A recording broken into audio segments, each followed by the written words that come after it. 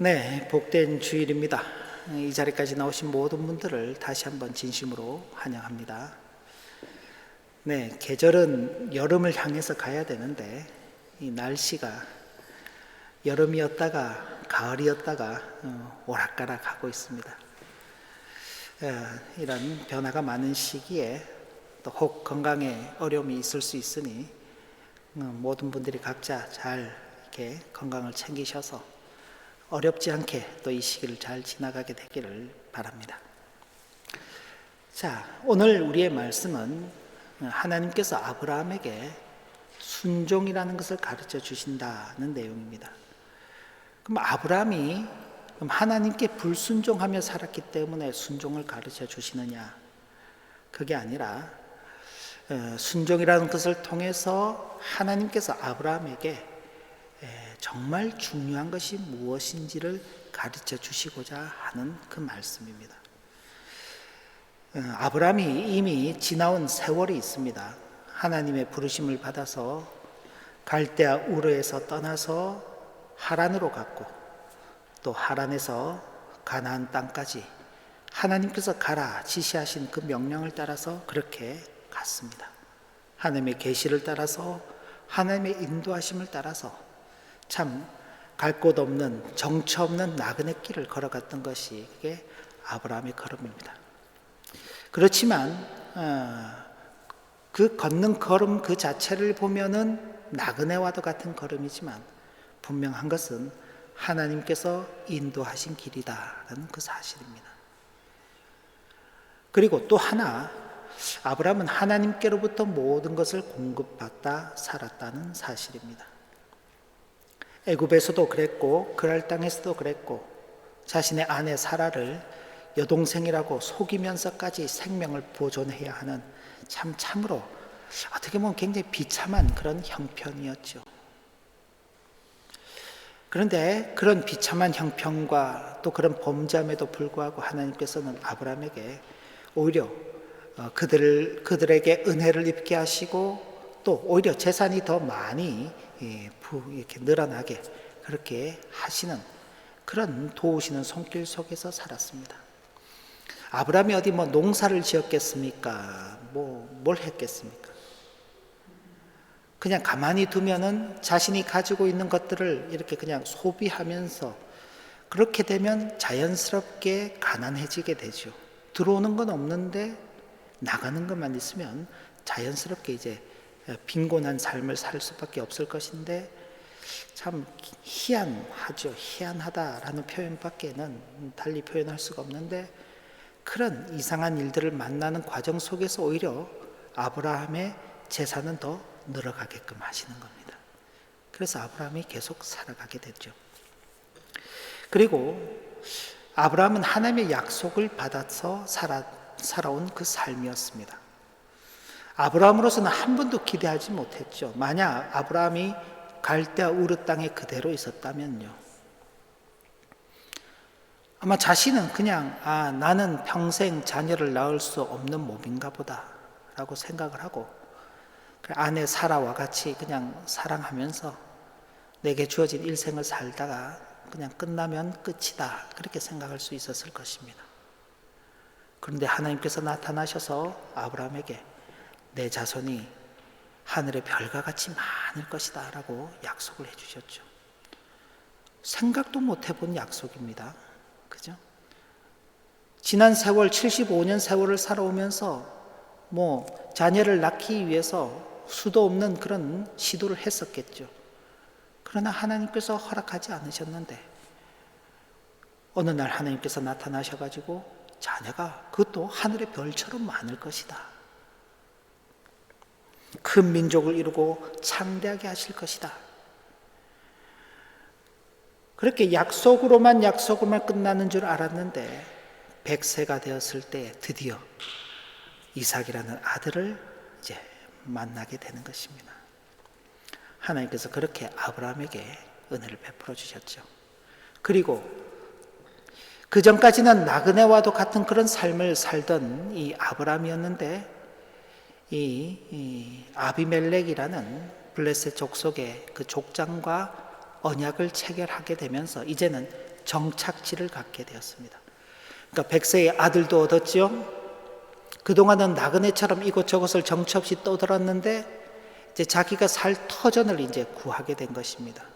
아비멜렉과 동맹을 맺으면서 이제 그쪽 지역에서 살게끔 된 것입니다.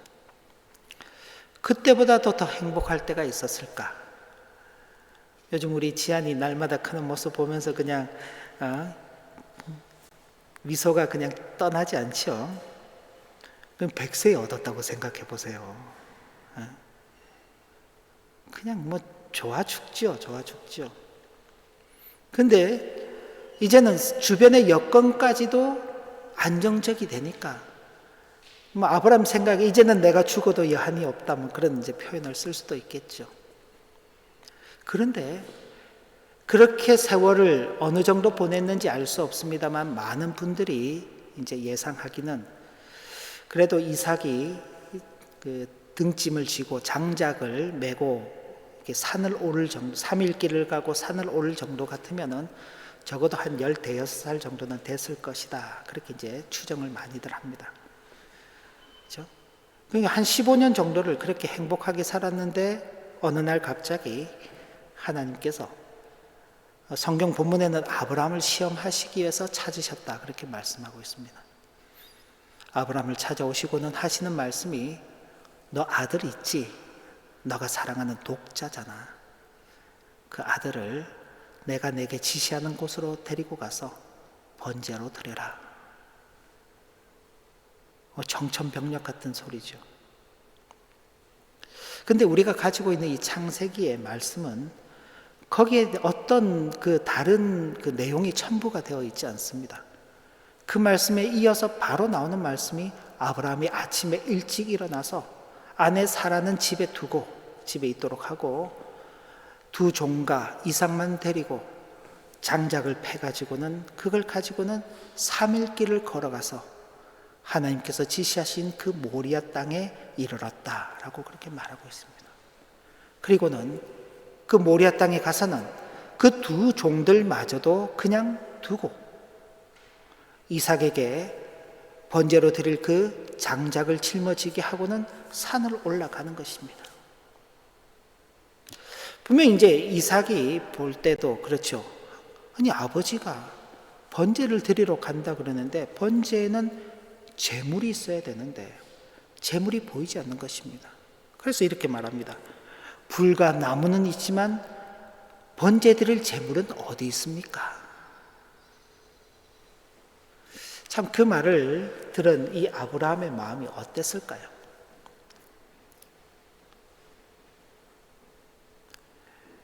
얼마나 잊고 싶겠습니까? 이게 아니었으면 하고 그런 바람을 가지고 있었겠습니까? 그런데 아들이 그렇게 물으니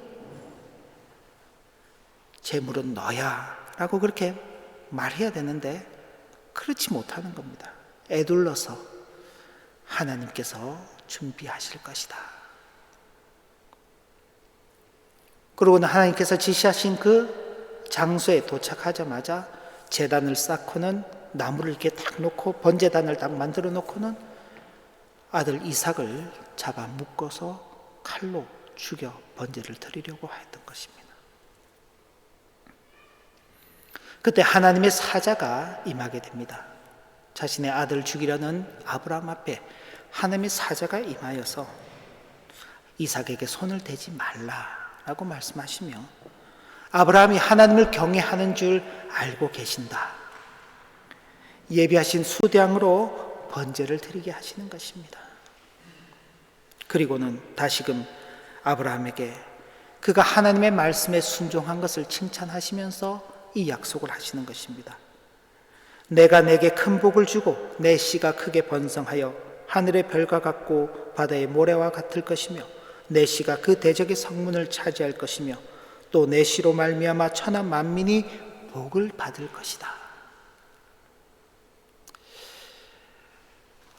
우리는 여기서 이제 이렇게 결론으로 가기가 쉽습니다. 아브라함이 하나님께서 아들 이삭을 바치라고 말씀하셨는데 그 말씀을 잘 순종했기 때문에 봐라 어떻게 됐냐? 하나님이 아브라함을 축복해 주시지 않았냐.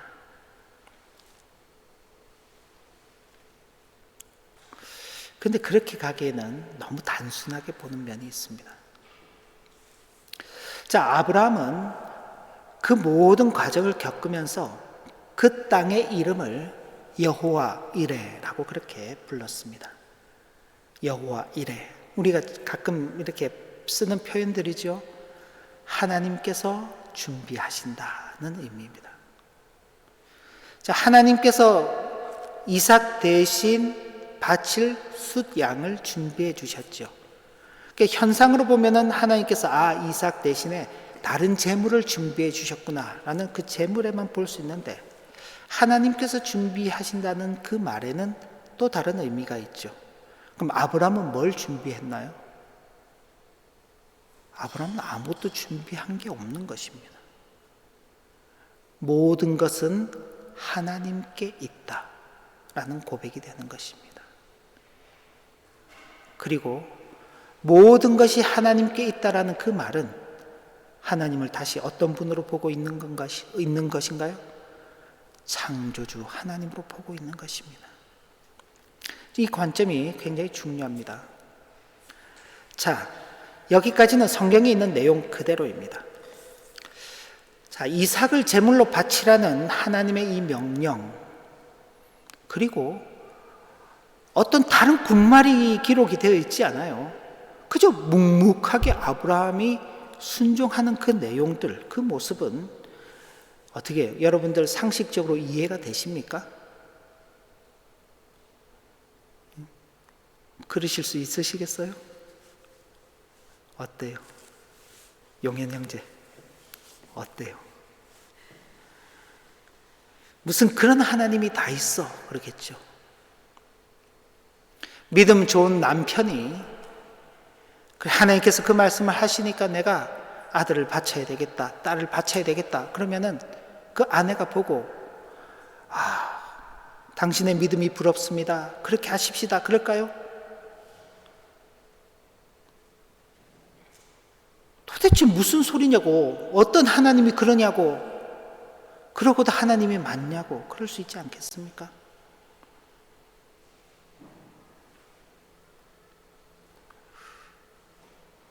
제가 예전에도 이런 본문을 보면서, 비교적 저희는 그래도 자녀가 좀 많잖아요. 5 중에 하나 좀 바치라 그러면은 하나 정도야 뭐. 누굴 바쳐야 되는 누굴?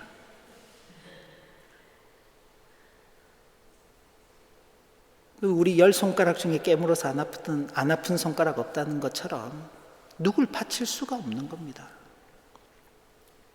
우리로서는 이해할 수 없는, 명령 그 자체로만 보면 이해할 수도 없고 순종할 수도 없는 그런 명령입니다. 그런데 이런 명령을 하신 분이 하나님이시라는 사실을 생각해 보면 관점이 달라지는 것입니다.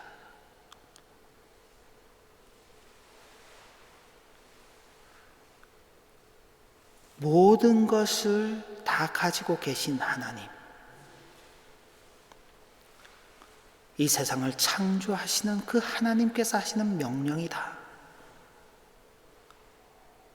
사람을 살리실 수도 있고 죽이실 수도 있고, 아니 사람 자체를 존재하게 하실 수도 있고 존재하지 못하게 하실 수도 있는 그분, 그분께서 하시는 명령이라면 이해가 되는 것입니다. 왜요? 우리로서는 생명을 만들어낼 수가 없습니다. 우리로서는 무언가를 존재하게 만들 수가 없습니다. 그런데 하나님께서 생명을 주시고 존재하게 하시는 것이죠. 하나님의 명령 앞에서 아브라함은 사실상 이삭은 자신의 능력으로는 존재하게 할 수 있는 방법이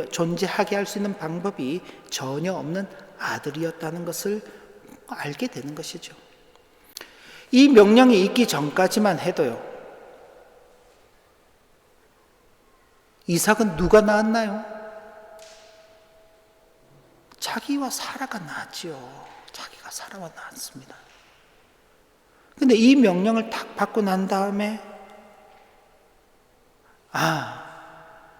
이삭은 원래 나로서는 존재하게 할 수 없는 그런 아들이었지. 누가 존재하게 해주셨습니까? 하나님만이 하나님의 능력으로 존재하게 된 아들임을 다시 확인할 수 있었던 것입니다. 그렇기 때문에 그와 같은 하나님의 명령에도 순종할 수 있었죠. 본문에 기록이 안 돼 있으니까 이건 어디까지나 추측이고 추정입니다.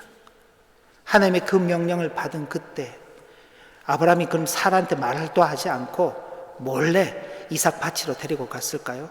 사라는 집에 있었습니다. 아마도 그 말씀을 받은 그 순간 사라와 이야기했겠죠. 하나님께서 이런 명령을 하셨다고. 그러면서 이삭이 출생하게 되는 그 모든 과정들을 되짚어 보는 것입니다. 그때 당신과 내가 나눴던 이야기, 우리 몸은 생명을 잉태할 수 없는 그런 몸이라고 우리가 이야기하지 않았냐고. 내 나이 100세, 당신 나이 90세인데 우리에게 무슨 소망이 있냐고. 우리는 아무 생명을 만들어낼 수 없는 그런 존재라고. 그런데 그런 우리에게 하나님께서 생명을 주셨다고. 그러니 이 아들은 내가 만든 아들이 아니라 하나님께서 만들어주신 아들이라고. 하나님께서 만들어주신 아들을 하나님께서 원하신다고 하니 하나님께 드리는 것이 마땅하지 않냐고. 아마도 그런 대화를 주고받지 않았을까.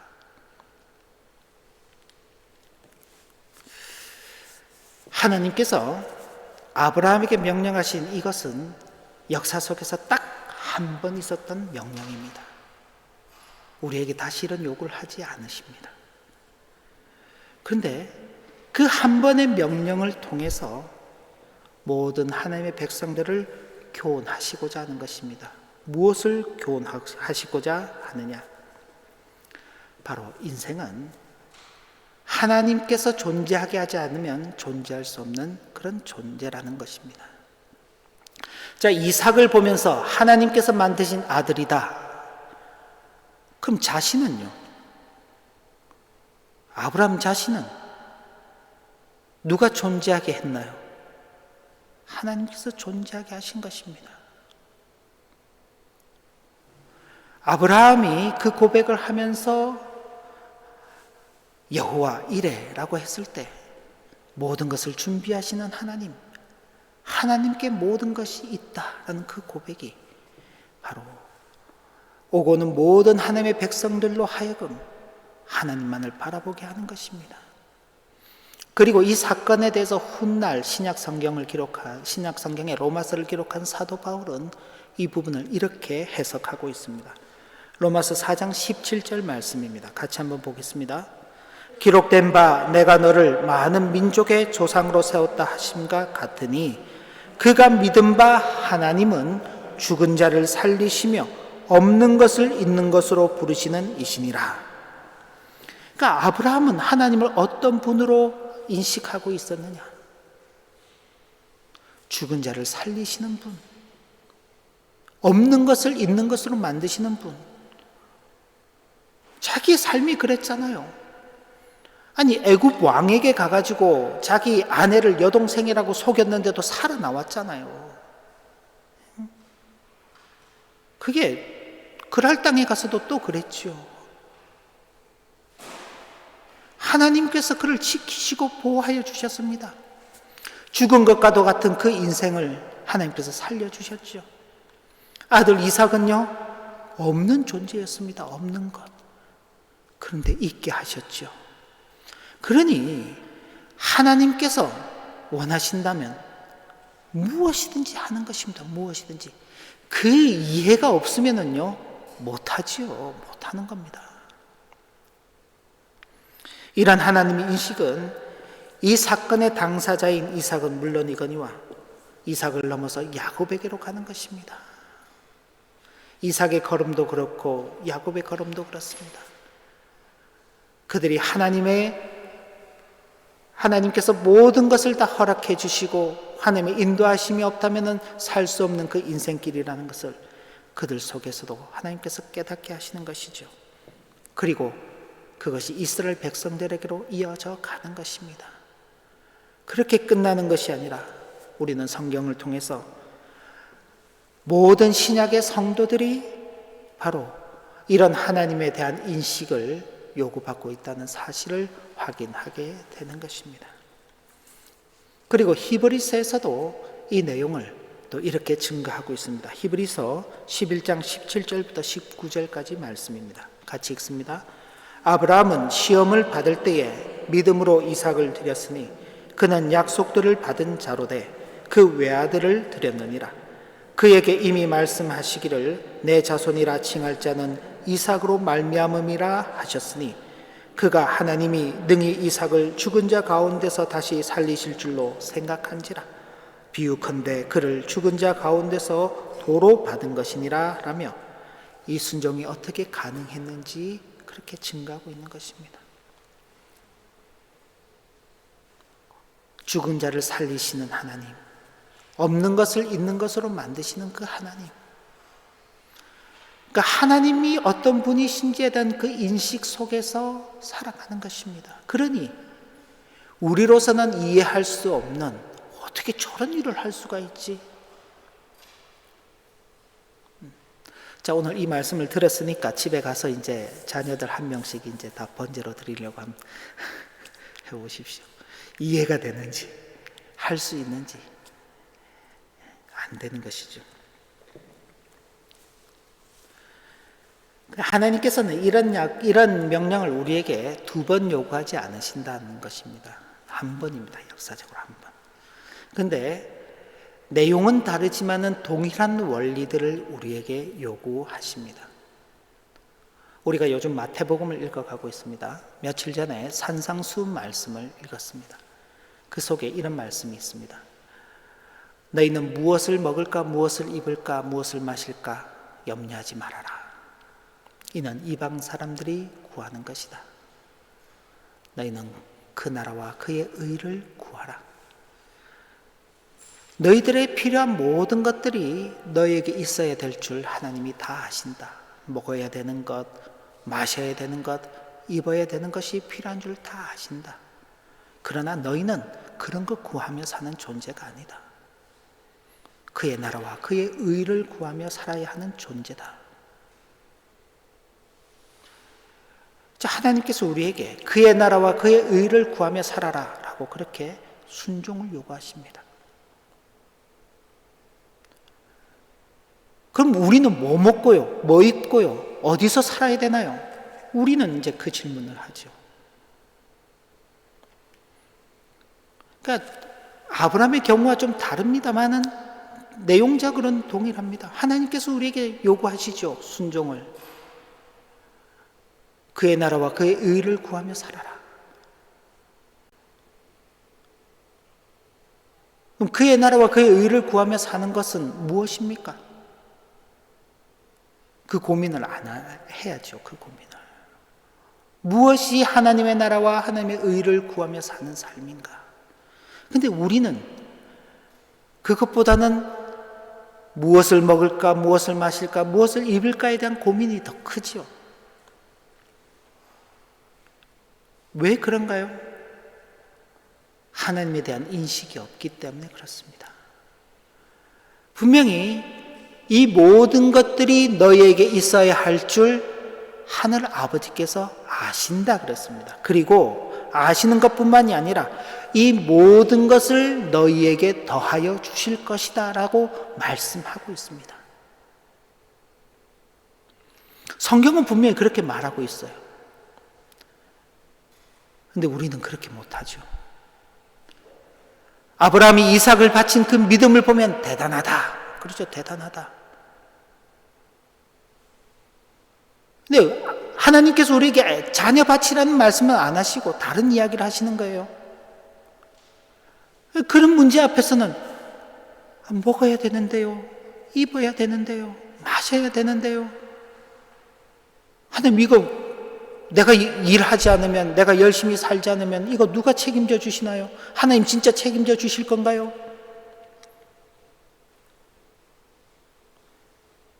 우리의 고민과 걱정은 거기 있죠. 자, 자녀 바치라는 순종의 시험이 더 나을까요? 아니면 그의 나라와 의를 구하는 삶을 살아가는 것이 더 나을까요?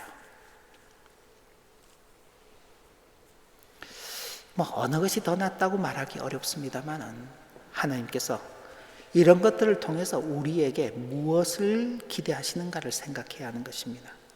하나님께서 성도에게 요구하시는 순종은 일방적인 것처럼 보입니다. 그러나 사실은 성도의 시선을 오직 하나님만을 향하게 하는 것입니다. 저와 여러분들의 시선이 하나님을 향하도록 하는 것입니다. 근데 하나님을 향하는 게 하늘만 보고 있는 게 아니에요. 하나님의 관심에 따라서 사는 겁니다. 하나님의 관심에 따라서. 무엇이 하나님의 의를 이루는 것인가? 무엇이 하나님의 나라를 위한 것인가? 무엇이 하나님의 영광을 위한 것인가를 생각하도록 하는 것입니다. 물론 우리가 각자에게 주어진 그 직업과 그 각자 주어진 환경 속에서 자신의 일들을 하지요. 그런데 시선이 뭐 먹을까, 입을까, 마실까에만 고정되어 있는 게 아니라 그 시선이 이 일을 통해서 어떻게 하나님께서 기뻐하시는 일을 할 수 있을까? 어떻게 하나님의 나라의 영광을 위해서 일할 수 있을까를 생각하는 것, 그것이 하나님께로 시선을 고정하는 것입니다. 그러면서 성도의 믿음을 견고하게 하려 하시는 것입니다. 내가 수고한 그 모든 일들에 하나님께서 열매가 있게 하시죠. 열매가. 우리가 오늘날 보지 않습니까? 잘 살고 있는데 갑작스럽게 전쟁이 일어나서 자기가 살고 있던 모든 삶의 터전을 버리고 이곳저곳으로 난민이 되어서 떠돌아야 되는 오늘날의 그 형편들을 보지 않습니까? 나는 안전하게 운전을 하고 가고 있는데 과속하는 차가 달려와가지고 부딪혀서 몸의 건강을 상황이 어려워진다거나 생명을 잃는다거나 하는 일들이 많지요. 가만히 길을 걸어가는데 독일에서도 있었죠. 무기를 들고 공격을 해서 사람을 해하는 일들이 독일에도 있고 한국에도 있습니다.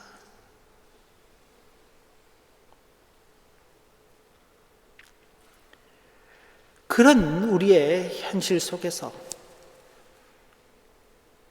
내게 주어진 환경과 그 여건들을 안정되게 보호해 주시며 하나님 안에서 은혜를 누리며 살게 하시는 것은 그저 우리에게 입고 마시고 먹을 것 걱정하지 않고 살도록 하시는 차원이 아니라 그 모든 것들이 다 하나님께로부터 주어지는 것임을 믿음으로 고백하며 그런 하나님과 함께하는 삶을 살아가는 것을 기쁨으로 여기도록 하시는, 그래서 성도의 믿음을 견고하게 하시려는 하나님의 특별하신 가르침이 바로 그런 순종을 요구하는 가운데 있는 것입니다.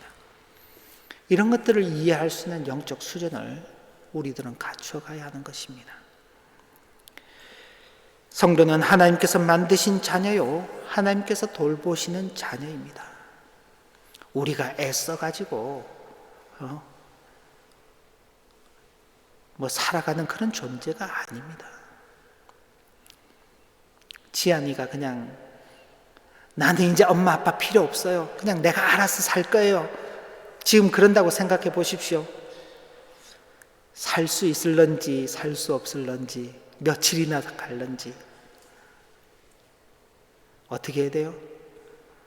싫든 좋든지 간에 엄마 아빠가 그냥 돌봐줘야 돼요. 돌봐줘야 돼요. 근데 우리가 그런 존재입니다. 하나님께서 우리를 돌봐주시는 것입니다. 그 하나님께서 우리에게 요구하시지요. 그 하나님께서 그의 나라와 의를 구하며 살아라. 무엇 먹을까, 무엇 마실까, 무엇 입을까 염려하지 말아라.